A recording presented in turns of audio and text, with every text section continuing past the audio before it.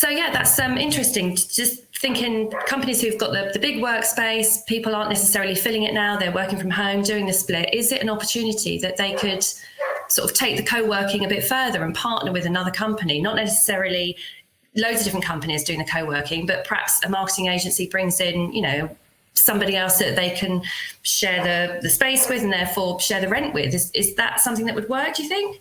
I think it's an absolutely brilliant idea. But there's so much potential to share the load, but also increase the creativity. And if you pick your partner right, you can imagine the collaborations that could go on that you just can't see at the moment. A lot of what we do as humans is serendipitous, and we're missing some of that because in a Zoom call, you've just got a walled garden. If you open up the office to other people that are in like-minded spaces, the opportunities are potentially limitless.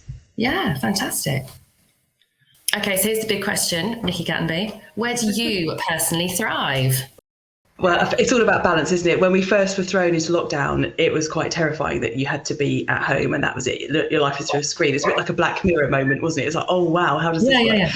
Yeah. I'm really lucky that I thrive working like that. And I do a lot of deep strategic thinking and I need my space to do that thinking. And it's been great to have the physical, emotional and intellectual space to do so. But now that the world's opening up, I found that after about 3 days, I started to go a little bit stir crazy and I want to make a connection with people and actually go out and walk outside and get some fresh air and get some vitamin D. So the balance for me is primarily working from home and connecting through Zoom, but actually at least once or twice a week, bobbing out, going to see other people, getting on a train to London. That's a novelty, isn't it?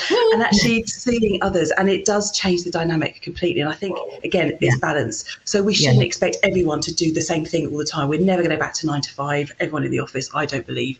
It's about balance so people can do their best work, but also feel like cultural connections, because at the end of the day, we're human after all. Yeah, and luckily we've, what we found is that it's given us the ability to see that is possible now. There is a balance.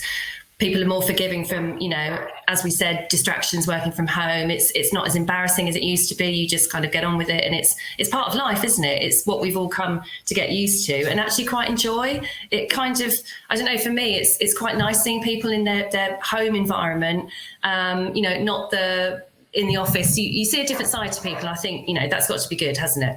Absolutely. And, there's lots of companies that work internationally. And as a silver lining for me, I've got loads of international clients that I wouldn't have had before. And those companies never get to meet face to face, or very rarely. It may be an annual thing or maybe every 6 months. And we need to take a leaf out of some of their books because they make it work. So it is possible. It's not the impossible. There's loads of opportunity and loads of potential going forwards.